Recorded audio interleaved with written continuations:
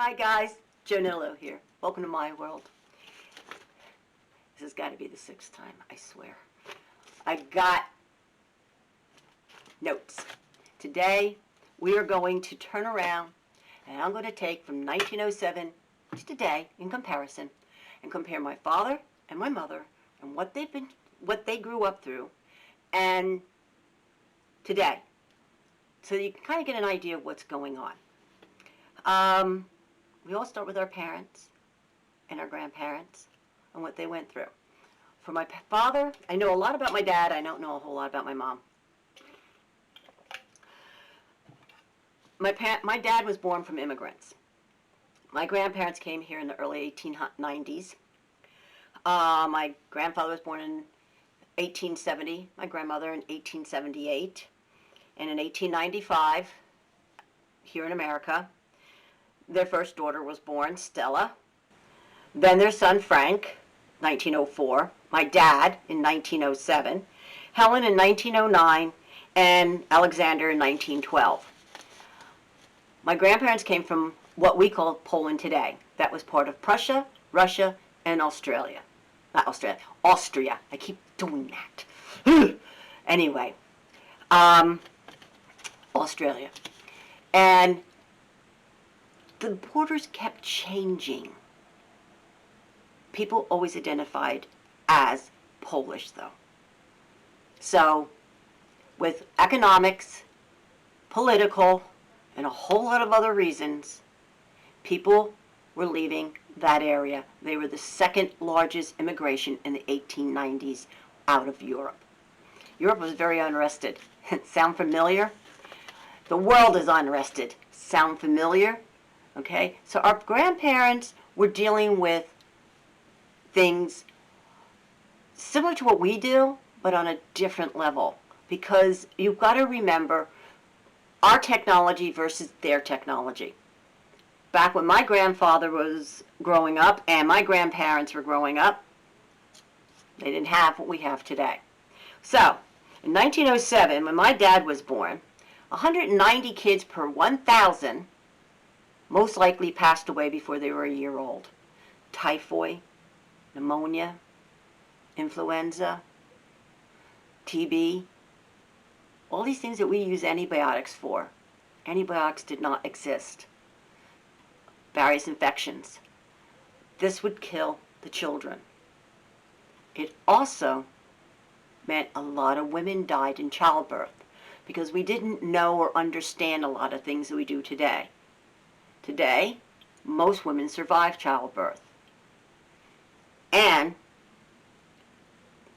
live to be very old. All right? Today, 6 children out of 1,000 born might die before their first birthday. Big difference, but we have a whole lot more to help them survive. Back then, if a baby was born premature and underweight, chances were they weren't going to survive. They didn't have the equipment, not until the late 1920s. Today, we have everything. Babies less than a pound are living and thriving as time goes on. So that was pretty much it.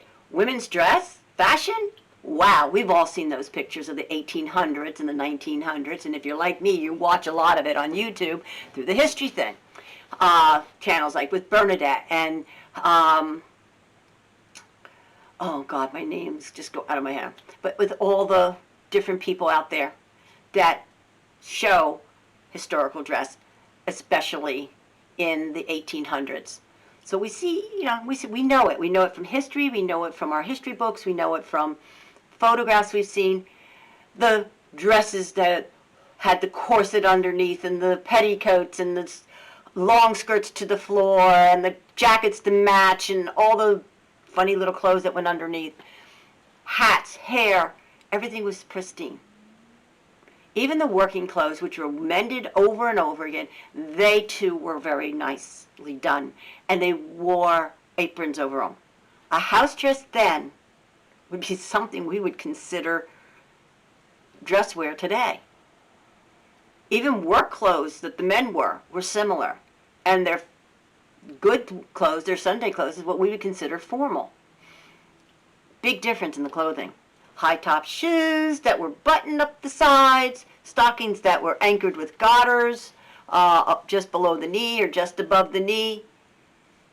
Woman wouldn't dare show her ankles. That was scandalous. And women had to go to their husband for money to buy the groceries, to buy whatever they needed to clean the house. If they wanted a new dress, if they wanted something for the children, they had to get permission and the money from their husband to do so. And 9 times out of 10, they weren't given the cash. The husband went to the store, opened an account, left so much money on that account, and that's what they could spend. Or they'd say you could have credit up to this amount, and then the husband paid the bill at the end of the month. Women didn't handle money, really. Not until later, not until I was getting near the 19s. Not till then.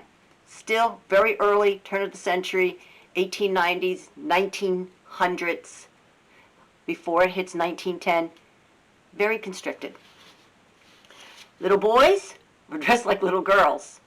Big hats, dresses, lots of frills, lace. The color was usually the satin ribbons that were on there, high button shoes, stockings, and then their diapers were underneath. Until you were potty trained, and I mean potty trained, you had to be able to do it yourself, honey. You didn't wear knickers if you were a boy. Knickers were those pants that were buttoned up just below the knee that held up your socks, and your high top shoes were on that, and your little jacket or a vest over your little shirt, and a cap maybe. Little boys were that way, and you dressed that way until you were in your teens, 14, 15. If you watched the movie Newsies, you see what I'm talking about. That went on well up into the 1930s. That's how boys dressed. Until they reached an age where they can earn a living, learn a trade, or go to college, marrying age, they did not wear long pants. You were a child, and that's the way you were. Just like girls didn't wear full length to the floor until you were of marrying age. Once you were of age to marry, your dresses dropped to your ankles, below your ankles. And you no longer wore all the frilly and loose and playful stuff. You wore very constrained, corseted clothes. That's the way it was back then. It wasn't something that was a given. Women had their place in the home. Men had their place in the world. That was it. Cut line. Okay? Once we get beyond that, oh, my nose is itchy. Sorry, I'm sweating my nose. In 1909, you know those beautiful cherry trees we like over in Washington on the Potomac River? They came in 1909 when Taft became president.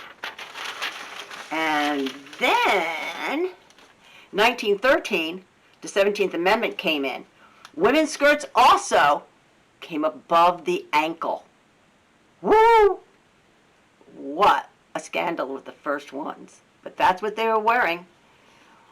By 1914, women started being more independent.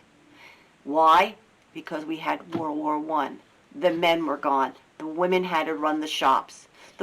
And they had to take over everything. Women now had to do the job. In 1914, World War I hits. Panama Canal opens up, and the phonograph starts becoming something we listen to in our homes. Not just pianos and banjos and saxophones or whatever we learned to play, because that was being an accomplished young man or young woman, along with young women learning how to sew, cook, knit, crochet, tap, make lace, spin, weave, and a whole bunch of other household things to do. And if you have any kind of money, middle class, whatever, you also learned how to handle a staff, okay? So that your cook and your maid could do things. Otherwise, you learned to do it, right? But That's what people were doing for entertainment back then. The Panama Canal, when it opened, that was a big thing because it shortened the time to get goods from one part of the world around from the other. So we could get from the West Coast to the East Coast so much easier, and the East Coast to the West Coast, cutting through Panama instead of going all the way down and around South America and back up again. It was a really good thing. In 1915, first long-distance phone call. Never think about that. We make calls all the time. We talk, and we don't even know if we're talking to, people don't even know if we're talking to them, to ourselves, or to somebody on a phone. When I was a kid, talk to your wrist. That was Dick Tracy. We used to play Dick Tracy, talk to our wrist. It was a game. It was fantasy. Never going to happen. Today, what do? We talk to our wrist. We talk to a flip phone. Like in Star Wars and Star Trek. When I watched Star Trek as a kid, it was fantasy. Today we have flip phones. We have smartphones. If I was talking to a camera back when I was a kid, you're nuts. Today, commonplace. But the first long-distance phone call from New York to San Francisco happened in 1915. Here's one for you. Jeanette Ranskini, I can't say that name, Rankini, first woman elected to the House of Representatives. I want to know how that worked. She can't vote for herself. She can't vote for any other elective official, but she can vote in the House of Representatives because she is now an elective official in the House of Representatives. Amazing. Today, we have a vice president woman. And not only is she a woman, she's of black and Indian descent. That would have never happened back then. And here we have the first woman. 1917, airmail from D.C. to New York. Round trip, first time. Woo! So exciting. We do it all the time. We have email, forget airmail. We now go, we know within seconds. We have email, we have Facebook, we have all kinds of things that we get our news right away, now, instant. Didn't happen back then. 1918. Coronavirus, nothing new in this world.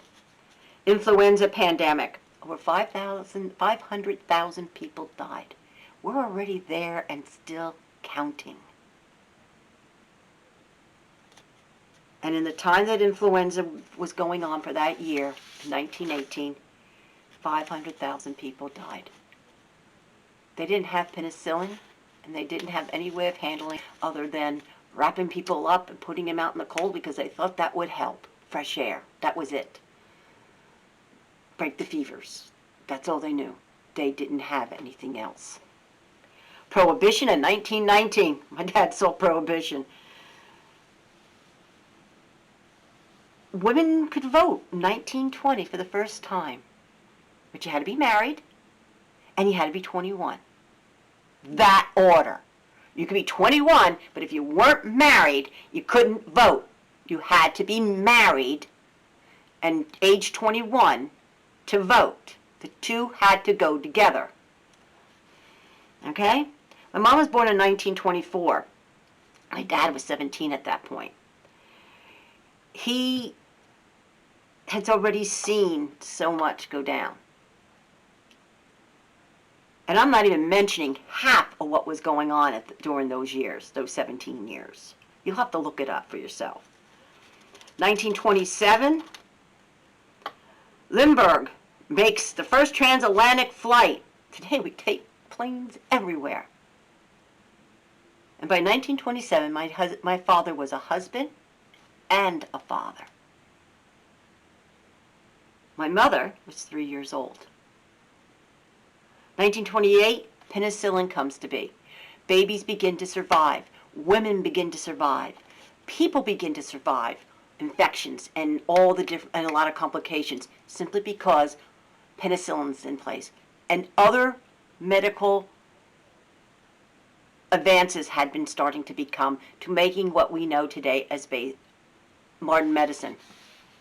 Remember, everything we have today was based on what our grandparents did, what our parents did.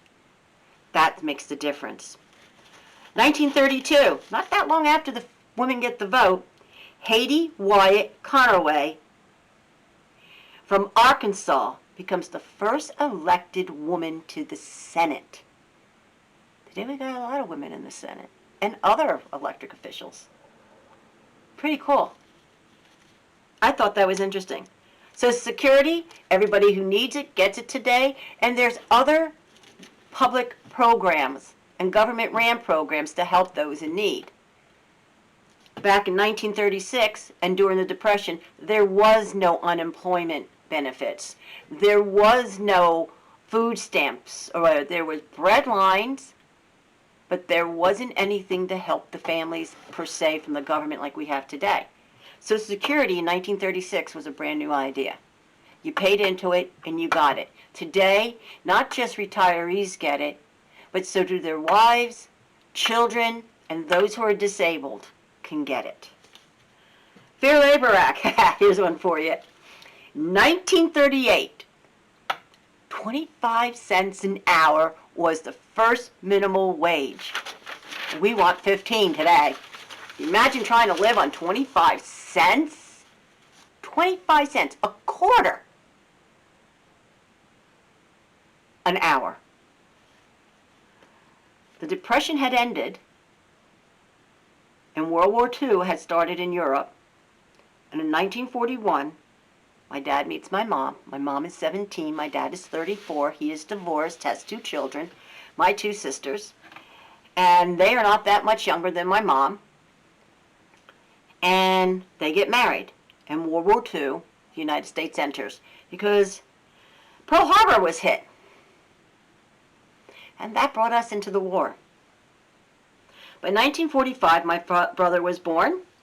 The United Nations was established, and we bombed Hiroshima and Nagasaki.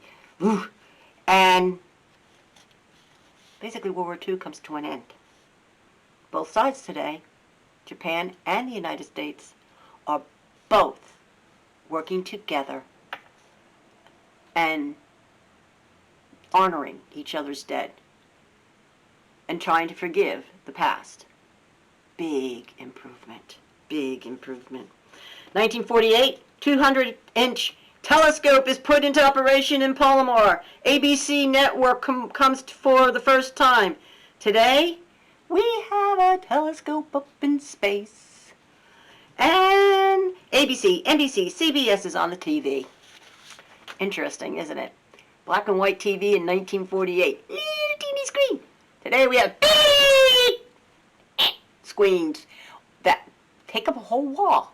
50, 60-inch screens. And we stream today. Or we go by cable. Not an antenna sticking on the top of your roof. 1950, we stopped presidents from having unlimited time in the presidency.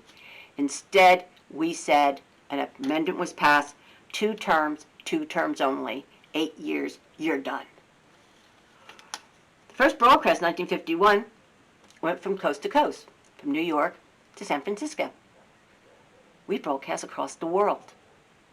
I am doing a YouTube right now, and for all I know, somebody in Australia, France, Germany could be watching it. Everything is instantaneous, whether it's on Facebook, Instagram, YouTube, your phone, you text it, it's there. We have it. The computer has made, and the internet has made things now. Back then, the news might be a week old before you hear about it. 1954, I was born. Aren't you lucky? And segregation ended. The United States ruled, government ruled, it was unconstitutional.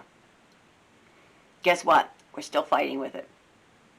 We're trying to come to grips with equality all the way around. But at least now, whites and blacks, Hispanics, Orients, and anybody of any color or race come together and have friends of other races, and intermarry even. And we all sit in the same classroom, and we learn from the same teacher. That's a pretty big thing. We've come a long way. Hard road, bloody road, but we've come a long way. Hooray for us. The human race is improving. But 1958, the Explorer was sent out in a satellite. I remember that. Alaska and Hawaii became states. I remember that too. 1962, John Glenn orbits the Earth. I remember that, watching it on TV. Black and white. 1964, Johnson signs the Civil Rights Bill. Cool. In 1965, at age 57, my father passed. In those 57 years, from 1907 to 1965, he saw 16 presidents, Prohibition come and go, Depression come and go, World War I and World War II leave, come and go, Korean War come and go, Vietnam began, Cuban crisis began, Cold Wars. Radio, TV, yes, radio was the thing. Up until the 1950s, basically, radio was the thing. It wasn't until the 50s that people started seeing TVs more than they listened to the radio. It was the other way around. Even when I was a girl in 1954, we had a TV, but I can remember listening to The Lone Ranger and The Shadow as repeats from what my parents listened to as children, again on the radio, and my brother and I thought they were cool, along with watching Howdy Doody and the Mickey Mouse Club. My dad saw cars versus horse and carriage. He not only saw cars versus horse and carriage, he saw cars go from standard to automatic, and teenagers being able to afford a car. Wow. Okay? He saw roads get paved from being totally dirt roads and cobblestone and maybe sand and gravel to roads having macadam put on them or blacktop put on them. And he watched it happen to become the norm, not the exception. When I was a kid, I can remember going down the road and having the car go over cobblestone roads that went and it bounces and it vibrated, and it was kind of fun and giggly. And I can remember riding in my uncle's car that had a back where the trunk was a seat. It's called a rumble seat. The reason why it's a rumble seat, because it rumbled. When you sat there, you bounced like a little frog. You just bounced all over the place because the roads were not paved. You hit a pothole, believe me, you hit a pothole. It hurt. And you flew. He saw skirts go from the floor all the way up to mini skirts. I'm sure he didn't mind seeing the legs. He saw bathing suits go from covering somebody from head to toe to not covering too much. He saw central heating, central lighting, central plumbing, central cooling. Yeah, I can remember being a kid and wanting to go to Woolworths, which is something you don't know about. It's like a Walmart, but it's Woolworths, because it was cooler there on a hot summer day. And it brought people in. So the stores put air conditioning in their stores to draw people in to shop because it was cooler. It was a thing to bring business in. Today, everybody has it. Just about every house and definitely every store has air conditioning. It's commonplace. Telephones. He saw telephones come into the house. He saw them go from crank phones to to dial phones to push button phones. 1965, you were beginning to see push button phones. They weren't common, but he did see them in phone booths. A couple of new places had them. He saw private lines come in from party lines. And believe me, when our town got private lines, first thing my father wanted was a private line. He didn't care how much it cost. He didn't want everybody knowing his business because everybody would listen in to everybody else's stories. My dad saw refrigerators and freezers come into the house from a box that he stuck ice in. And we saw home milk delivery, and I can remember getting milk delivered at home, to buying everything in a grocery store. Not going to the grocers.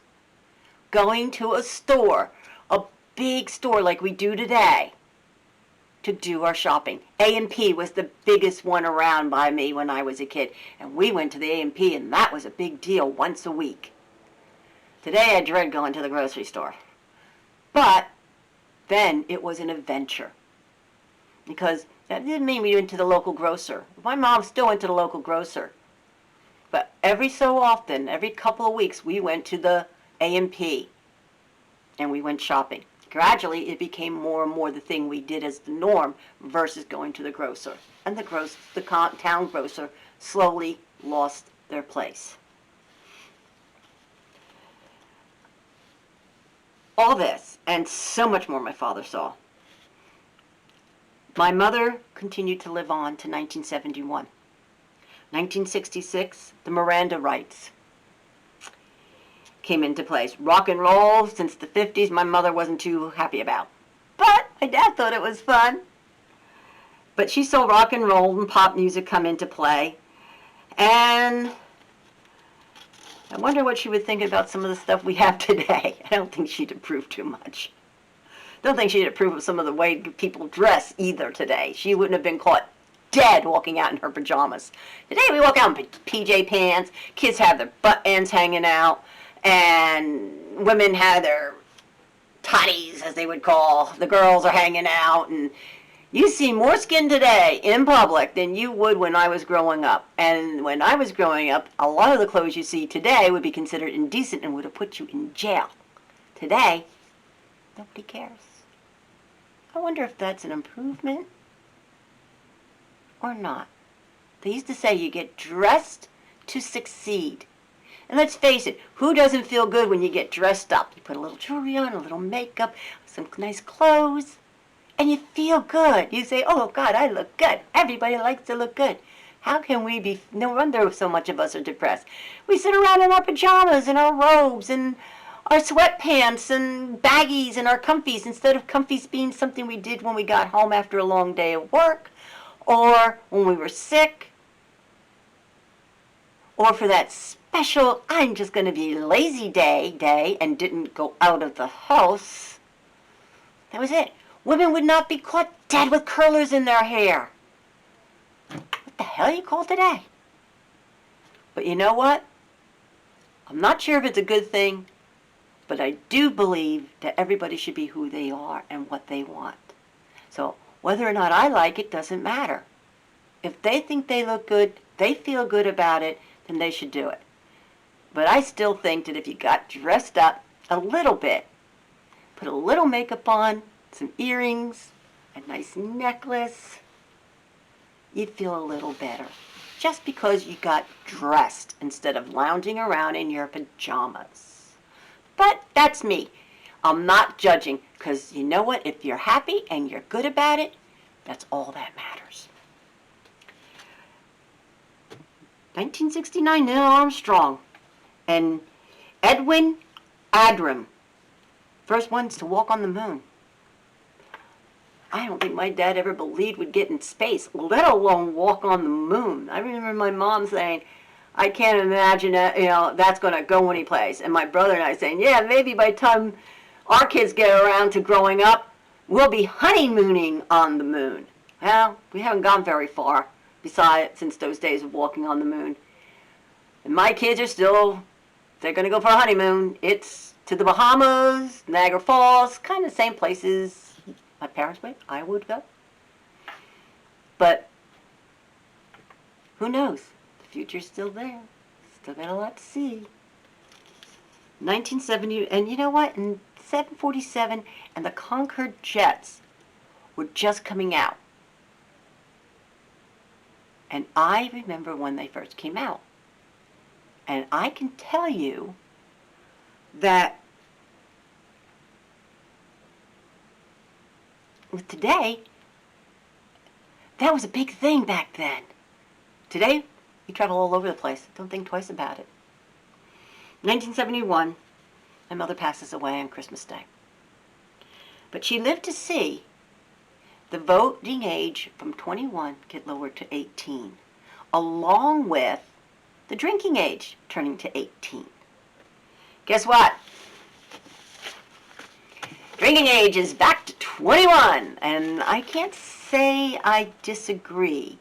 It's that's that fewer people who are drunk on the roads. That doesn't mean we don't have teenagers who are drinking, driving. Because we do. We did when I was a kid, and we do today too. So even though it was 21 was the drinking age, kids still got into their parents' liquor, and they still got drunk, and they still drove. So it's whether or not it's legal. The legal age is 21 again for drinking. But when I was 1971, when I was 18 years old, it was 18. Lots happened in that time. When my mother passed away in 1971, she had seen 12 presidents, and she too lived through the Depression, World War II, Korea, Vietnam, Cuban crisis, segregation, voting ages changing, auto cars becoming more for everybody. She saw central plumbing and electricity and heating and all that coming from it. She saw a tea-colored TV. I remember how excited she was when my Uncle Andy, who was to become my stepfather, bought us a color TV. Wow, it was fantastic. Radio, TVs in general, computers. She began to see computers come into businesses and schools. My brother was learning to be a programmer, and I, being a student of honor, not an honor student, what they call a student of honor, was one who kept their grades up to around a B average, BC average, maybe a few A's in there. Had all their work was always completed, and they were going beyond. They could turn around and wasn't in trouble.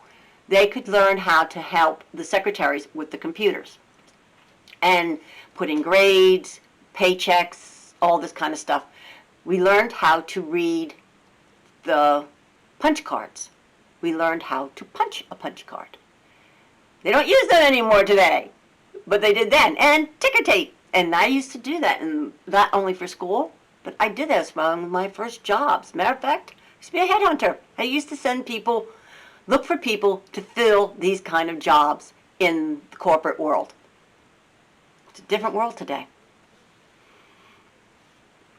My mother saw skirts go from long, just below the knee, to all the way up. She didn't like it when I wanted to wear mini skirts. My brother took all my mother's clothes that she had made me or bought me out of the closet.